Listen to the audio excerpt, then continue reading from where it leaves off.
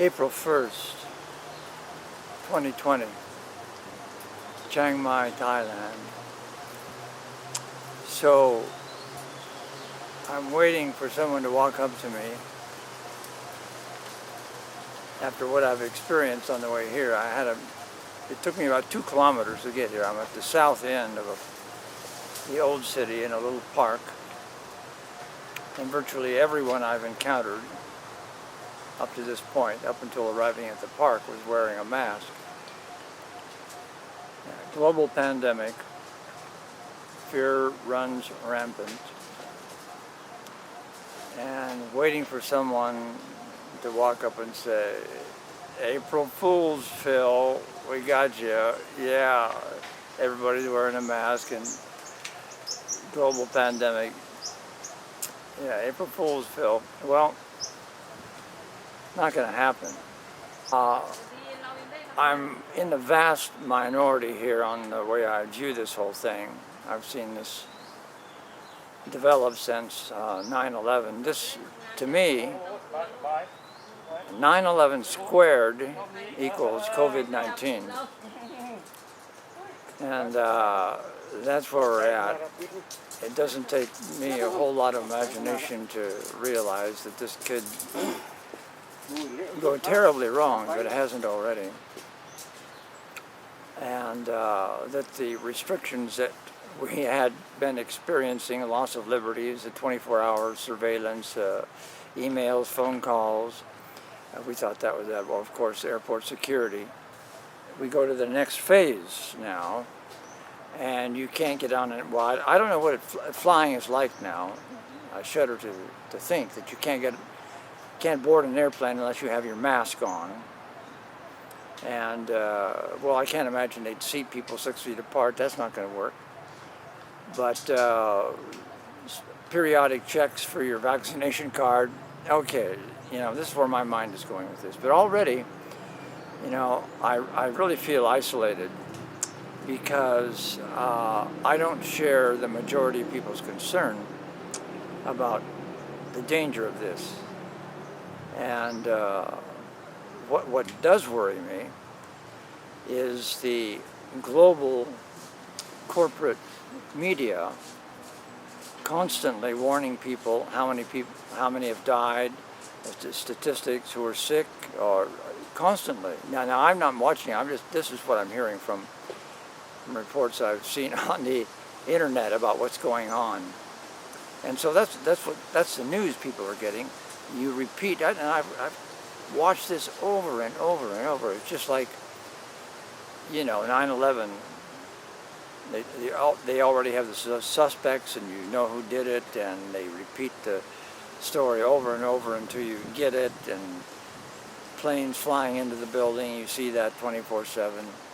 Kennedy assassination, within 24 hours they had, well, Oswald did it, right.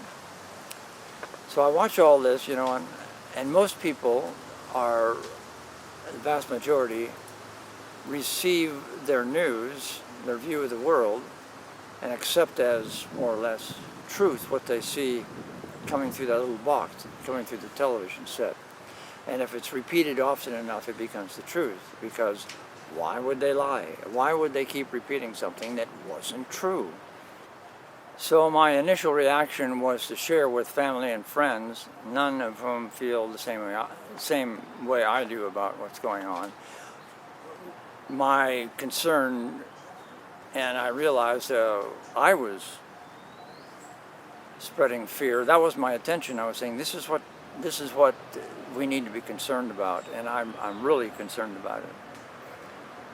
And since no one else shares my concerns or can see how this could go very, very wrong, and how our liberties could be taken, and whatever freedom we have left can be limited even more, then I succeeded in marginalizing myself amidst my family and my sweetheart and everybody I'm close to.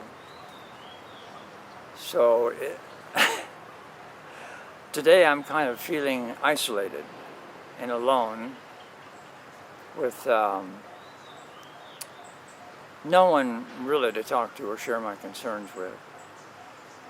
And I wrote an email to Carol today because she has a very sane approach to this. Well, let's do what we can. What good does it do to spread this information? What's your purpose? What are you doing? What can we do? Well, I'm still working on that.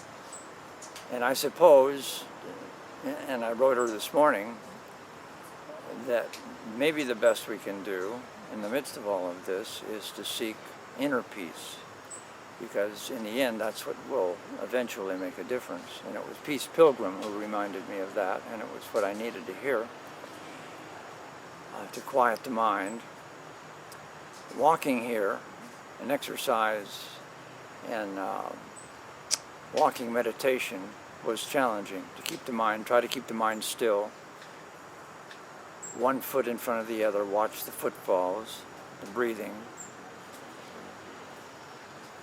So just on a practical, physical level for me, as far as the mask thing goes, that's difficult for me.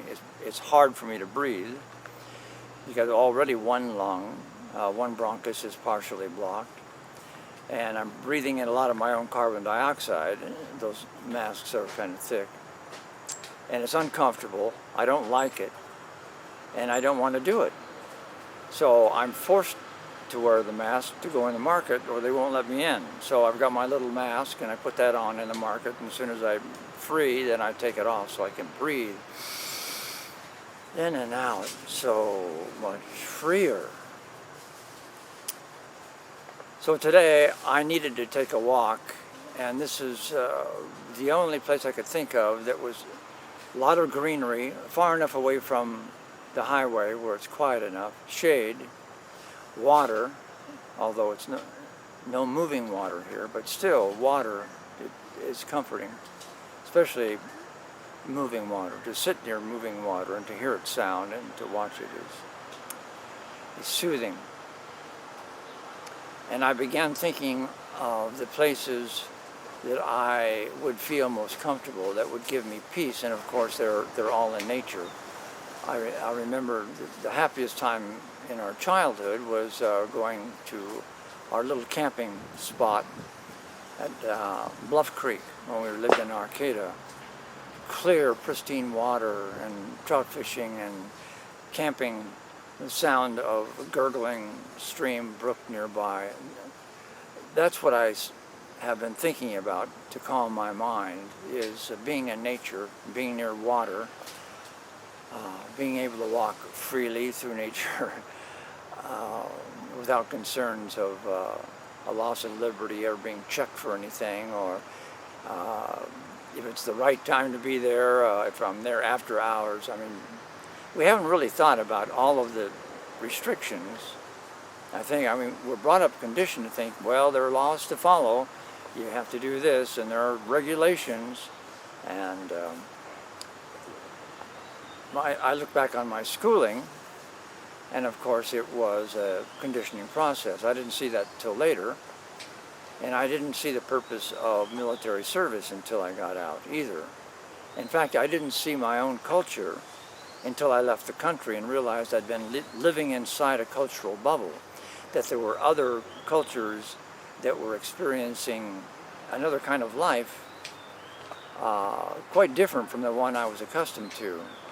So I felt very fortunate to be able to travel and to get out and see other cultures. But now travel and getting around, especially flying, which used to be so pleasurable, is just stressful. And that's a shame. Well, that's all I'm going to say for right now. I'd like to make a few other videos for anyone who cares to listen. I will tell you what's happening in Chiang Mai, my experiences. My OA visa is now canceled, and I'm living on a month-to-month basis with a letter from the embassy that this extraordinary circumstances, the COVID virus, travel is restricted, so I'm allowed to stay and perhaps renew my 30-day stay a couple of more times. So that's how that's going. That's another thing, of course, we never think about because we're habituated to always needing a passport to travel. I mean, that's just the way it is. We can't imagine being able to freely travel without a passport, without documentation, just get on a plane, go someplace, get off, nobody's looking at documents. I mean, we can't even conceive of that. But from where I'm at, there is a parallel reality that's happening. I mean, people can actually get on plane, they don't have passports, they can, but that's not ours. We're living in this one, so we're gonna have to deal with this one. And so I'm doing the best I can. Okay, that's all I've got for right now. From Chiang Mai.